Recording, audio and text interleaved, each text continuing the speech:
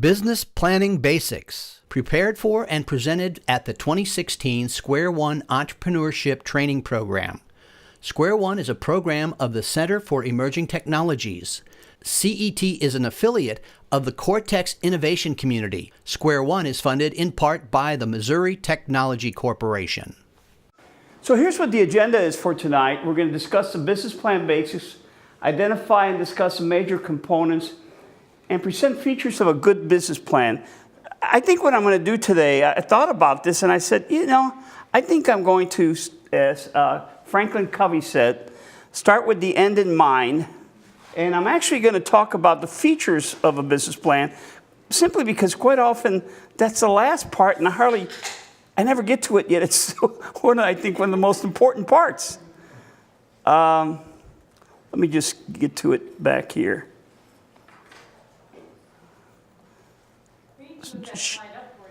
Share, there's a lot of stuff in this deck, and I'm going to try to get through it quickly. Oh, here we go. So what I'm going to talk about right now really is style. The style of a business. How many of you have actually started a business plan or have written a business plan? Okay, very good. Have you done this on your own? Have you used templates? Have you used Life Plan? Do you know what Life Plan is? Yeah, Life Plan. Okay, great. What's been your experience with Life Plan? Wonderful. I'm going to give you such a deal on Life Plan. You're not going to believe it, okay? All of you, free of charge. Are you guys paying for that, by the way? Yes. What, $15 a month or so?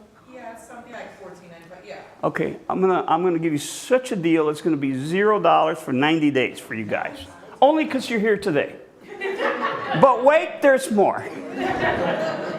So let's start really with kind of the style.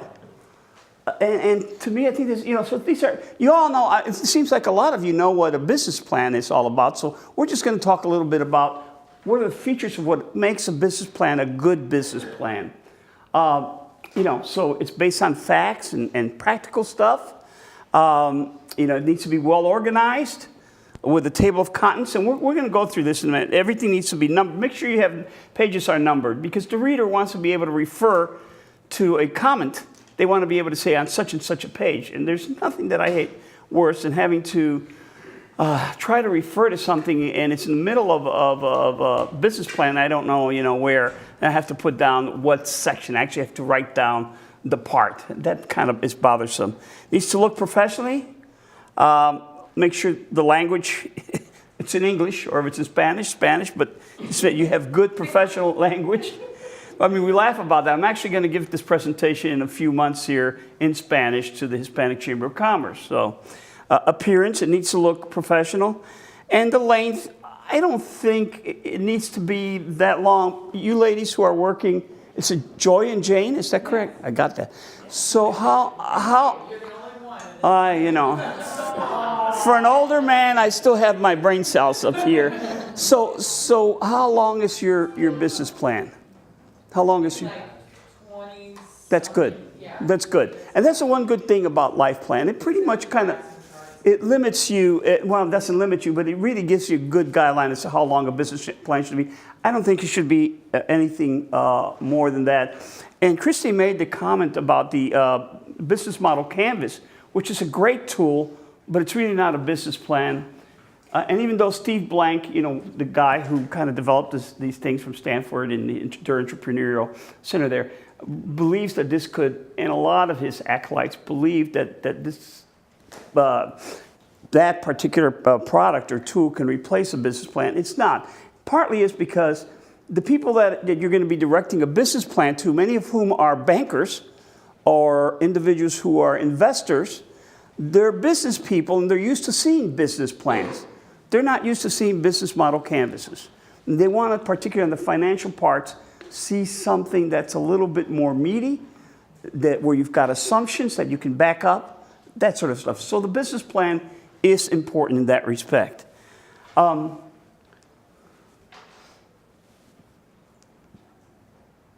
So look like a professional.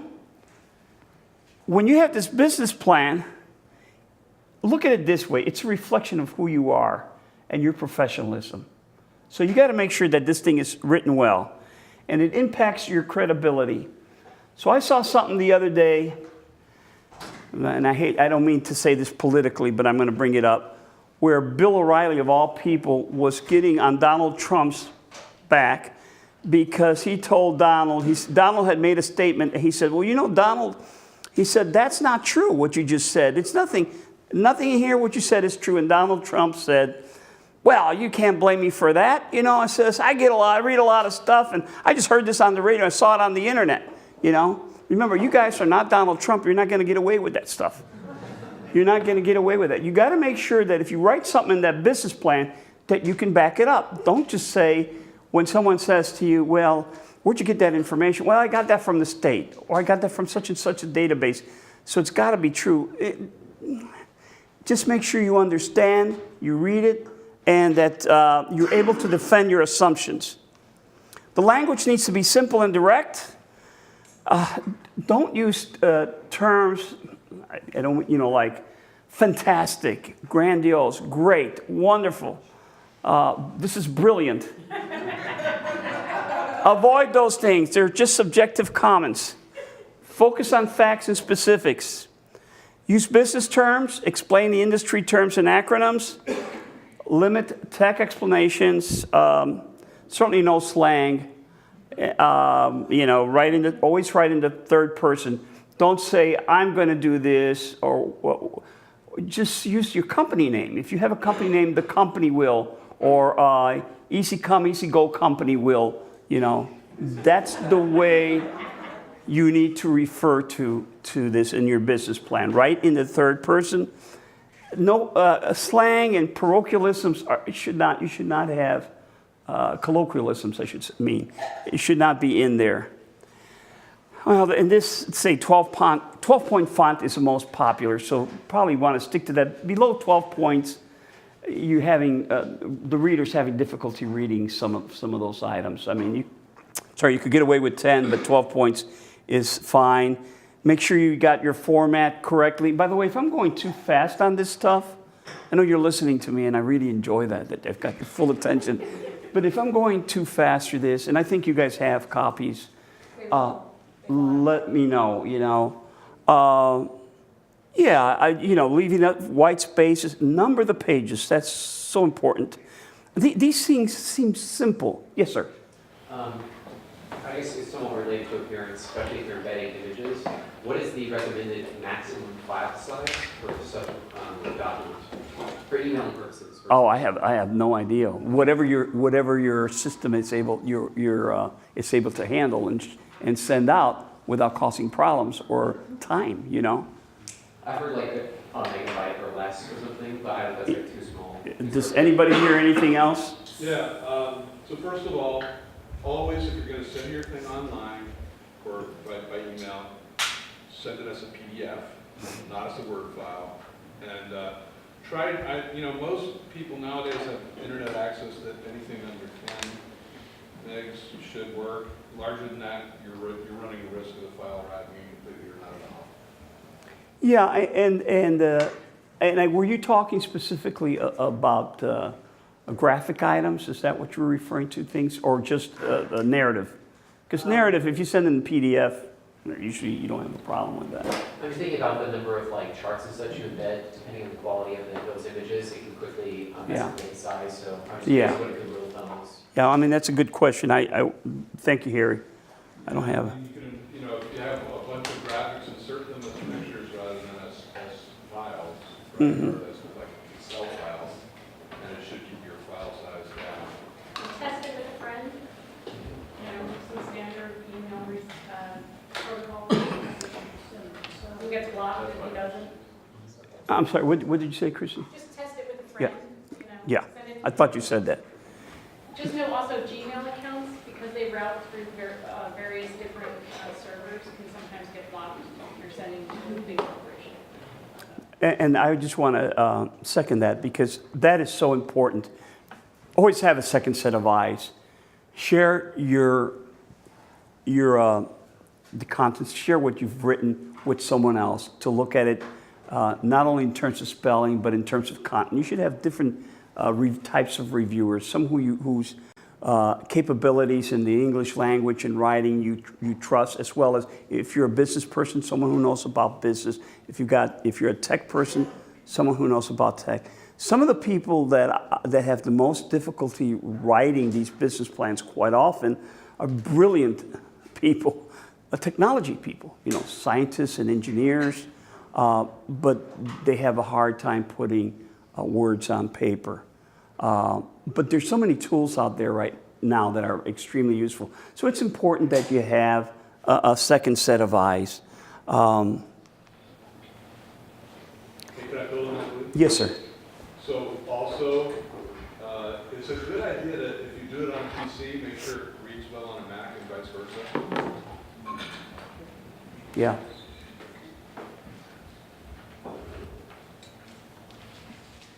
So this looks familiar. Did we go through this format, numbers, bullet points? So does your plan answer these questions, basically? Is the business a solid idea? And we're going to go through this in a minute. Is there sufficient market for this product? Are financial projections healthy and realistic? Is key management experienced and capable? And does the plan describe how the investors or lenders will get their money back? Extremely important.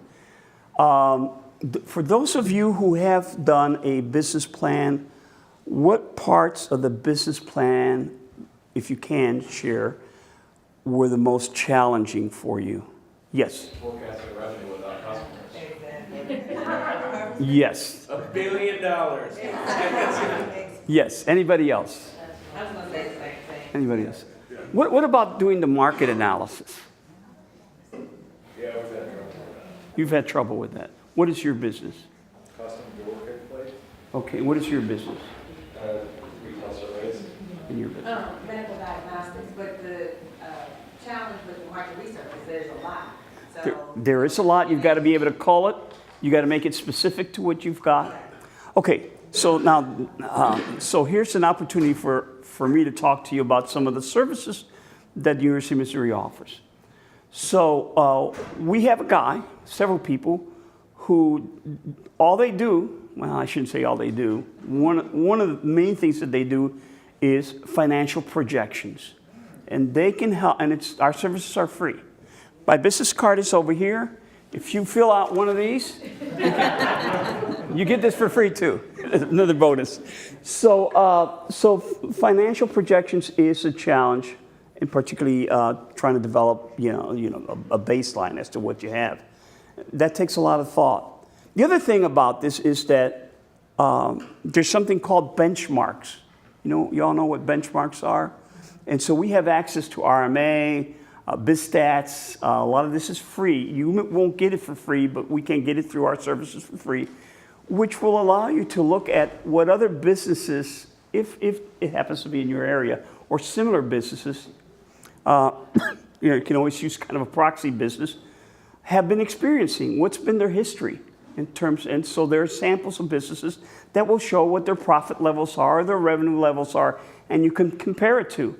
So I get a lot of people who come to see me and they want to start a restaurant. Restaurants, no one wants to lend. Well, no bankers don't want to lend to restaurants because they just go out of business. But if you're showing me a business plan and you're showing me the first year or whatever year it is, 10% profit, okay, 10% net profit on your operations, I know something's wrong.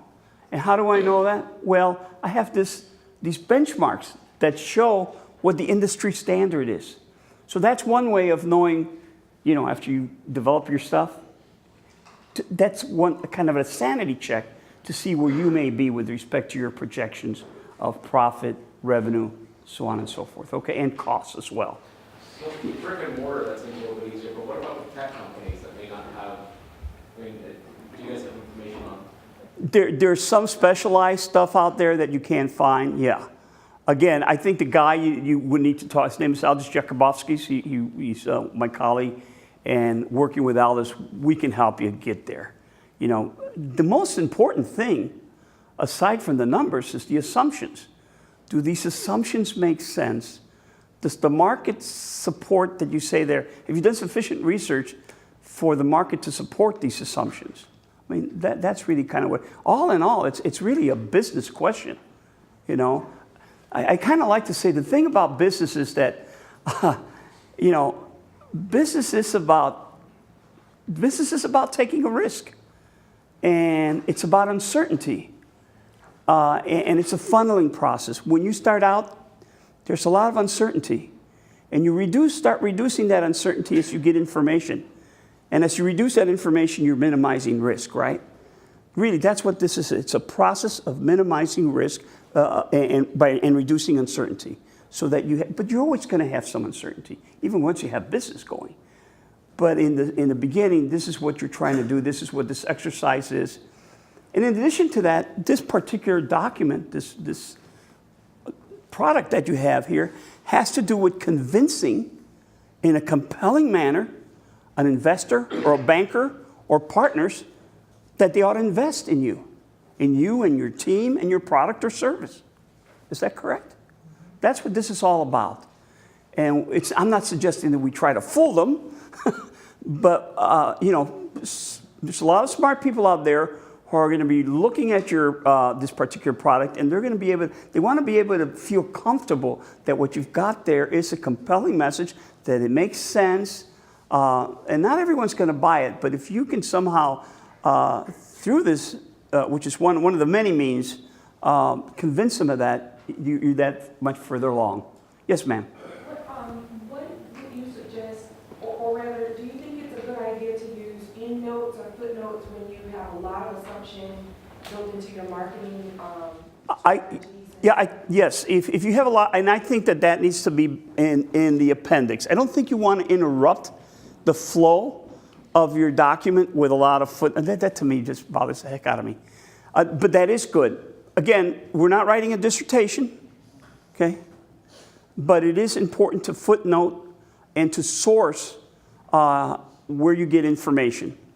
Yes? And the reason I ask that is because in my industry, there's a lot of information, like you mentioned BizMiner, and there's other databases. BizMiner, right. But it doesn't break down where necessarily those figures are coming from. They'll just report, it'll just show you the industry standard. Yeah. So I have to do a lot of guessing in the market, and even in the market within this area where it's even more obscure, you know, right. Information is even more obscure. So it's hard to make those kind of assumptions, even when you don't have anything to go on really, other than maybe yes. pick apart a case study. Yeah, and that actually, you know, that kind of talks to this question about primary versus secondary research.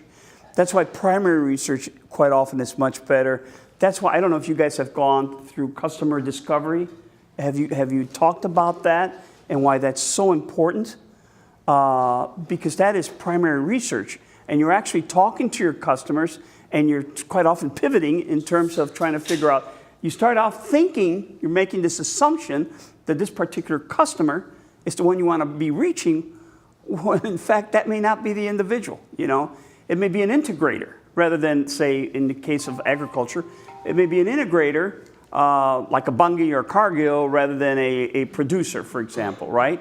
Or someone like Walmart who buys a product, let's say chickens or whatnot. I'm just throwing this out because this is a real experience that I've had. So you need to know something about the structure of that market. How is the market structured? Who are the players in that market? And the only way you really, I mean, obviously you could find out some of that information through secondary resources, but it's not the same as primary resource. And I would suggest, strongly urge that if you have particularly when you're doing customer discovery, if you have an opportunity to do this kind of stuff, do it. It takes time, but I think it's well worth it. I think it is really well worth it. I'm getting tied up here. So, okay, any other questions? So, you know, are the financial projections healthy, realistic? Key management experience and capability, particularly in this technology field. Probably the first thing, obviously they want to know how they're going to get their money back, but one of the things that investors really key in on is who is your management team? How capable are they? What are their credentials? Have they done this before? So making sure you put together a strong management team is very, very important. And if you can, how this plan will bring the money back. Avoid common errors. Don't bore the reader. Be realistic. You know, don't confuse. Be clear. Consistent, confident. Don't repeat. Again, don't repeat. Don't repeat. Avoid jargon. Make sure you define acronyms. Nothing worse in the world that I think, for me, particularly when you're quoting a government and you say DACA or something like that, and you say, what the heck is that? And that's the first time in the document that you've run that across that term. Make sure you spell it out first, and then, put it in an acronym. Yes? Stylistic question. So you're talking about had different sections, and a specific acronym might be used in multiple sections. Do you redefine the acronym at the start of each section? Or do you, for example, like No. page 1, page 12, page 18? No. Just do it once. Do it once. So is there a fault if they jump ahead and don't know what you're talking about? Yeah, I mean, first of all, again, you don't have a dissertation. It's not going to be that long. If you can't, try to make sure that that it's something that the reader can read, certainly with an hour, half hour, 40 minutes. So hopefully they've got the brain capacity to remember, what an acronym is. You just do it once. Make sure it's in your executive summary. Yeah, absolutely. I've seen people write tomes, stuff like, and they even have glossaries in there, It's not necessary, really not necessary. You do need an appendix, though, and we'll talk about that a little bit more. Good question. Get feedback, anticipate questions, acknowledge the competition. The worst thing in the world is, I had someone here one time, and she was telling me she didn't have any competition. Hey, we always have some kind of, if not primary, certainly secondary competitors, If you got a sandwich shop, you may think McDonald's not a competitor because they sell fast food and you're just selling something like a Subway type sandwich. Well, they are a competitor. They're competing for that lunch dollar, right? They're still competing. So may not be direct, but they are indirect. Okay, so here's some sources. This is why I want to get to this before, because this is so important. Sources of business templates. And the one that I added last was this lifeplan.com. I'll talk to you in a minute. So MissouriBusiness.net is our University of Missouri Small Business and Technology Development Center website.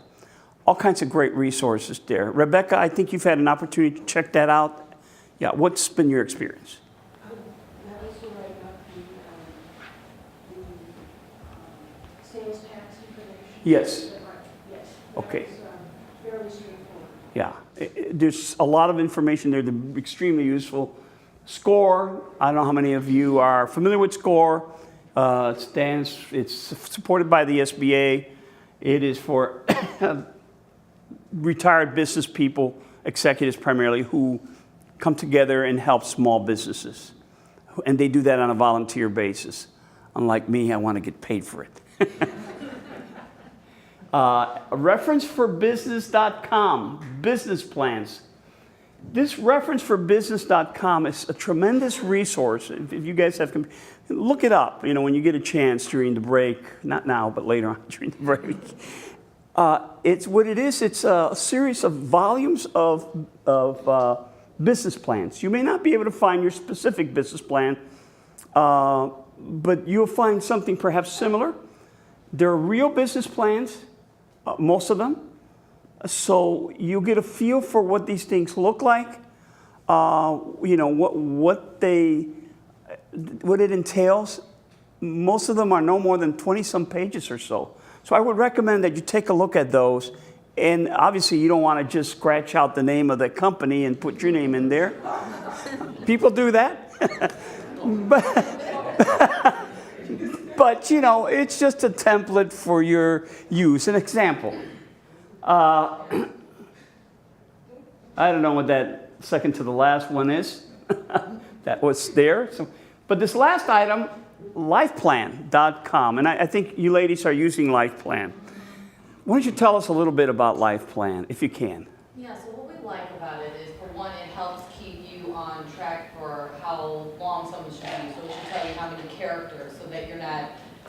too wordy, so it helps keep you in check on that. There's videos before each section, so if you're not understanding, the directions, there's someone who speaks before to give you an idea, and then they have examples. So if you're looking for an example, you can go in that section to get an example of what somebody else in a similar company as you put there. So I mean, it's really like a plug and play. Yeah, and it is nice, because if you like it, they'll give you 3 different examples for each section. So say you're working on the, let's just say the financial projections, and they use this mobile pet grooming company as an example, and they'll say, this is, how they wrote this section. Then you can actually just insert that example and then interchange your information, your numbers, your example of your business. So they do make it really, really easy to follow.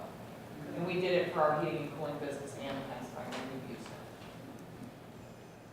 it. Thank you. And so what I want to let you know is that through our services, if you want to use LifePlan, if you have an existing business plan or you're just starting off, you can come to me and we can set you up an account. University of Missouri has basically the use of the LifePlan through the LifePlan people, and you could use this account for 90 days free of charge. Hopefully you should be able to finish your business plan in 90 days. We can set you up. And the wonderful thing I like about it is that you can set people up either as a contributor, right, or someone who just is a reviewer. So if you have several people on your team that you want to be participants and review and edit, you can let them, just all you do is add them into their email into your account, which is really a University of Missouri account. And by the time you finish, the university will give you back all that data. You'll have that data. It's available. It's yours. But then I think after the 90-day period, you would have to, if you still want to use it, you'd have to pay whatever it is, $15 a month or something like that, which... Anyway, yeah, it's like 15 or 19. Yeah, at 59, I don't know. But it's fairly reasonable, I think, for such a powerful tool. And it is nice, too, because you can also turn it into a slide pitch deck, and so the short abbreviated version. Right. Yeah. And it generates all these wonderful graphs in it, doesn't it? It does, yeah. It's really a very powerful, neat tool. Yes, sir? Are you familiar at all with a system called by Bill Allett, the 24 Steps to a Disciplined Entrepreneur? I don't think I am. No, not that one. It's a process that you go through to try and figure out if your business should work. At the end of it, basically, you do all this research and data. Sure. And it just kind of puts it in the form of a... Is it like an evaluation? Yeah, I guess so. Yeah. It's what we've been using as a business plan. But Okay. it's not like any other business plan I've ever heard. Yeah, that's a little bit different. So when you go to MissouriBusiness.net, the one I had up there, www.MissouriBusiness.net, we also have an evaluation. It takes you through that, and it'll also essentially present a budget, a preliminary income statement, day one balance sheet, that sort of stuff. SCORE also has some tremendous templates for that. But in terms of a business plan, I think one of the more powerful ones, really up to date, really good. I think they're Palo Alto is this particular business life plan. So if you're interested, I would encourage you to come see me and get it for free. The other thing I want to present to you guys, and I can send you this too. We're going to be talking. We talked a little bit about benchmarks, and one of the things that I think is important that a lot of even people who've been in business for a long time don't really know that well is something called financial ratios. So I'm going to get you something called the Small Business Report Card. It's a nice little document that we put together, and basically it's got information on just ratio, like liquidity ratios, asset management ratios, things like, how do you define working capital? How much working capital do I need? Things like that. Debt, turnover ratio, current ratio, quick ratios. That's what's called ratio analysis. And quite often, many of the business plans have that kind of information there because it's a quick rule of thumb indexing for business people who have this experience to check your financials very quickly, okay? And rather than go through a bunch of stuff and find out, they look at these ratios and they say, oh yeah, they're going to be, not only are they going to be profitable, they have the capacity to service the debt. They have sufficient cash flow, by the third year that they're not going to have to worry. One big mistake that people make, business people, is that they look at their profitability, which comes out of your income statement. You got your balance sheet. I don't know if you guys have talked about balance sheet, income statement, and your cash flow analysis. Those are the three major components. And the most important, of course, balance sheet is important, but the income statement and the cash flow analysis are extremely important, particularly the cash flow analysis. Bankers lend on your cash flow, not on your income statement. They want to see the history there, but they want to see if you've got enough cash, because cash is king, to support the business. So you can show profit year to year and say, hey man, this is pretty darn good, but why am I not making any money? Why do I feel like well, because you don't have any cash. You're not collecting cash. We'll talk about it. Your cash flow is in a very precarious position, jeopardy. And those are the sorts of things and issues that we can help you on. I know this might sound kind of nebulous to you guys right now, but just remember that rule, that just because you've got profits, showing profits, it doesn't mean that you're going to stay in business long. It doesn't mean that your business is healthy. It's all about your cash flow, your ability to pay the debt on a monthly-to-monthly basis and pay your payroll, pay yourself. That's the most important part, okay? How am I doing for time? Got about 15 minutes. Okay, so now that we've gone through this part, which I've always left to the end, but I think is so important because many of you already know what a business plan is like. Let's just kind of very briefly go through this. We've gone through this, the purposes, planning, education, obtaining financing, communications and operations. So who needs the business plan? You sometimes think, well, it's just the business owners, but obviously, as I mentioned, the lenders and investors, your managers and employees. If you plan to grow and have employees and you have managers, you want to make sure everyone's on the same page, right? And if it's not a business plan, at least it's a strategic plan. I used to work for a really large engineering company, and every year we'd gather together and we'd have a strategic planning process. And every individual who was in charge of a department or a division or whatever was responsible for developing, obviously you had the company overall goals, where we wanted to be, the mission and the vision, and that, but what they would do they'd figure out within that larger universe, what was their subset? What was it that they were going to contribute? How were they going to get there? So they would talk about strategies and tactics. Well, that's why these plans are so important to the managers and employees. You all want to be on the same stage, stage or page. You don't want to be going this way when everybody else is going this way, unless this is making 30 times earnings than this. Then you become a hero, probably go on your own. B2B customers, who needs your business plans? Your customers might want to look at that, and suppliers, because they want to make sure that you're reliable, that you're going to provide them with the goods and services. Your suppliers, I want to know that you will be good customers as well. In addition to B2B, of course, there's B2G, B2C customers, B2B business, and business to government. How many of you think you have a product or service that might be useful in business to government? Yes, miss. Can you tell me a little bit about what do you think you're procurement ready now? You know what that means? No, you're not. Anybody here think that they're procurement ready for the government? Yes, sir. Go ahead. Tell me. So we are in the genome technology space. Which space? Genome Oh, genomics. Okay. For drug discovery, that kind of stuff. Government is looking at drug discovery. So Okay. we do run our grants. Okay. Contacts. You have grants? Yeah. Okay. Do you have any? SBR grants. Oh, SBIR. Okay, very good. Do you have any contracts with the federal government beyond grants at this point? right now, SBR has grant and contract. Yeah. We recently got a contract SBR too. Okay. To CDC. Okay. The reason I bring this up is that the federal government is the largest buyer of goods and services in the world. Tremendous opportunity. But doing business with them is not all that easy. I'm sure, what's your name, sir? Charles. Charles, he had to go through a bunch of hoops like the registration in SAM, registration in grants.gov, a number of other registrations that you have to go through in order to get there. When you're doing Department of Defense, then there's the auditing. At the other side, you've got to make sure you've got the accounting procedures in place to do work for the government.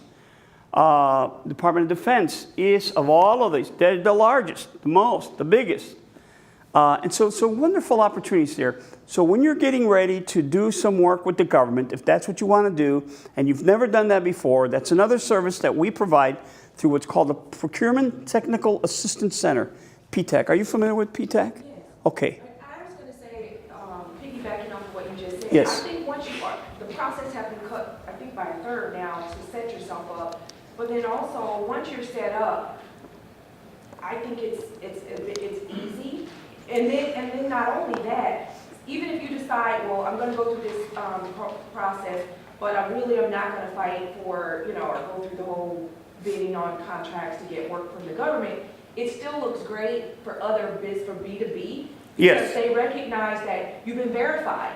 So just as to go through that process just as a way to be able to say, I am a government contractor, whether you're applying for those contracts or not. I'm not saying don't, but No, yeah, you're right. It's still a really great marketing, and it's a good tool to have because you've kind of embedded at the highest level. It is. And the SBA, Small Business Administration, has a number of programs out there, by the way, and the whole idea behind them is to try to help small businesses kind of bootstrap them. There's something called the 8A program, 8, the number 8, and the letter A, primarily for individuals who have, but not necessarily, who have been disadvantaged in one way or another, either economically, racially, ethnically, through gender.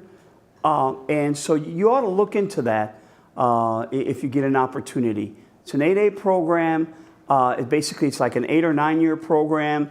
And then you're able to compete for what are called set-asides, federal government set-aside. The federal government has mandated that they will, out of our entire budget, of their purchasing budget, that I can't remember, but a tremendous percent, a large enough percent, has to go to small businesses. Small businesses. And the SBA small business definition is based typically on size of employment as well as earnings, and it's categorized differently on whether you've got an engineering firm or whether you're a manufacturer, but typically it's about 500 employees or less, okay? But those programs, if you want to find out more about it, just let me know, or just look sba.gov, okay? It's tremendous resources out there, guys, and in my opinion, do not pay for anything unless you really, really have to. This is kind of your tax dollars at work. Take advantage of it. Really, take advantage of it. So this is typical of the business plans. Cover sheet, table of contents.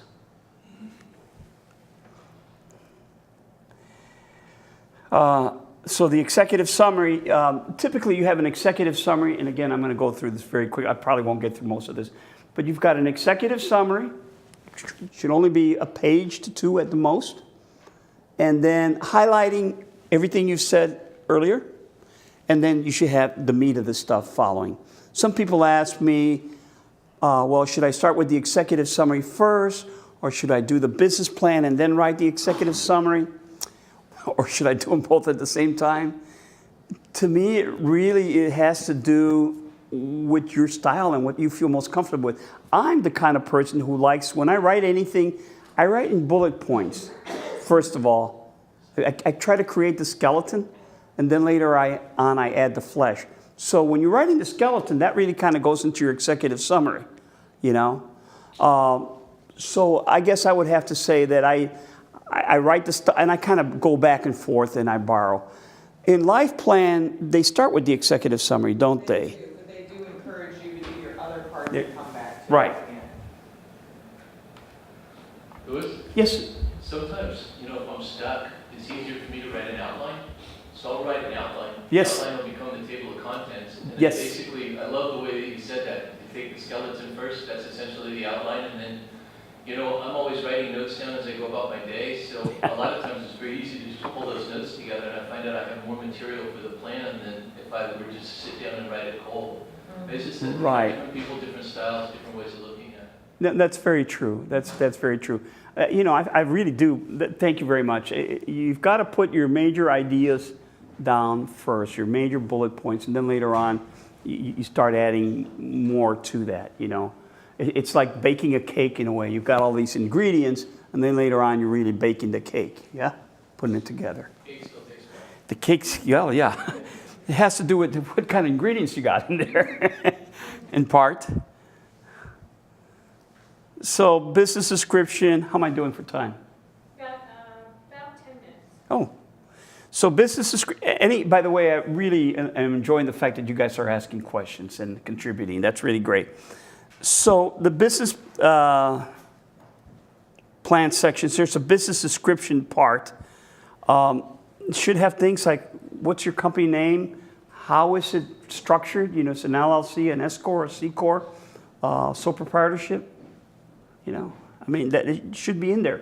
The reader should know who he's dealing with, what kind of company he's dealing with, and what they're risking out there, right? You're smiling.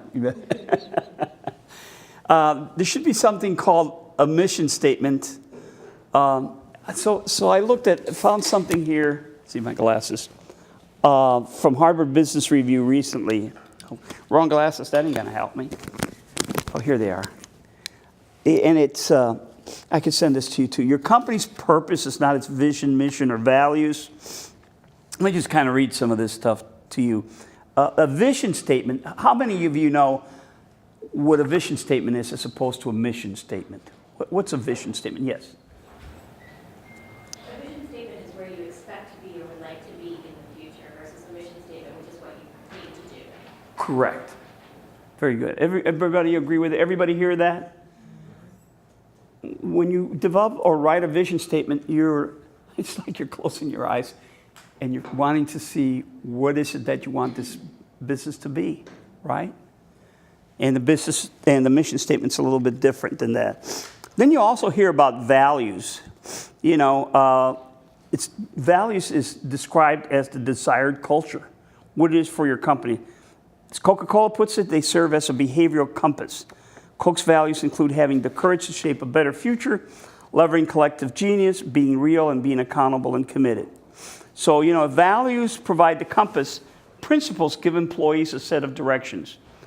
I want you guys to remember this. And again, you guys, small business owners and entrepreneurs, but it's not just, so one of the big failures in American business, particularly large business, is there has been always this emphasis, particularly in recent years, on shareholder value.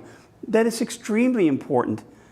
But if you don't take care of your customers, if you don't take care of your employees, right, of your suppliers, if you don't take care of those, forget about shareholder value. And unfortunately, what's happened with the shareholder value part, you've got a lot of corporate raiders, people who come in who have a totally different objective. And it's not necessary to increase employment. On the contrary, it's to slash, because that helps shareholder value. It may not help necessarily the economy or the company, but it's so important to keep that in mind, to keep your employees in mind. Happy employees will produce a great product for you, and they will also help produce great customer value. Yes, sir? So I come from corporate America, and the joke is that all everybody's got these words that they like to right. Integrity and honesty. Yeah. And everybody knows that it's just kind of horseshit. So is there a reason for a smaller company to have those things? What is Do we have to bleep that out? Go ahead, I'm sorry. Go ahead. Yeah, no, so for a smaller, like, when you get large enough, apparently it doesn't mean anything. Like, what is the true meaning of that thing? Is that truly what you aim to do, or is it simply a badge to put on for when you're showing somebody? Yeah, some kind of moniker, look at this, yeah. What kind of all these And things. there's not a question, that's a statement, right? That's what you're saying. What is it supposed to do? Is it supposed to be for the people you're talking to? Or like, hey, we've got all these awesome traits, or is it Well, trying as I think it's in the context here in terms of a small business owner, it is for the people you're going to be talking to, and also for attracting talent eventually. You know, you want people who share your values to come into that company, who feel valued. There's nothing worse than not feel valued. That they're working for a company that obviously it's important. We want to make money, but that it's beyond that as well. Yes. Well, and I think it depends on the business. Because like, for example, I have a cousin that just graduated from UT Austin. She works for Facebook and loves it. You know, it's clearly a Yes. huge company. They uphold their values. I think it also depends on the company you work for and how good of a job they're doing upholding those. But yeah, and I think it has to do with where it goes from the top down. Good point. Go ahead. I'd also like to interject that values aren't necessarily the same thing as perks. Insofar as like some of my friends who also work at Facebook, they have amazing perks, but like they've been sort of getting under a lot of scrutiny lately because one of the things that they valued was clickability over, you know, like sort of screening and division of content. Sure. This is real news, this is not real news, etc. So my only sort of 2 cents in this would be, in addition to that, I guess, so 3 or 4 cents, is that values are only as useful as you institutionalize them. So if you say like, we value integrity, and stop, you don't value integrity. No, that's right. We value integrity, and we substantiate that by doing this. Right, you This have is our to- plan. This is our. Yes, you have to implement it, right.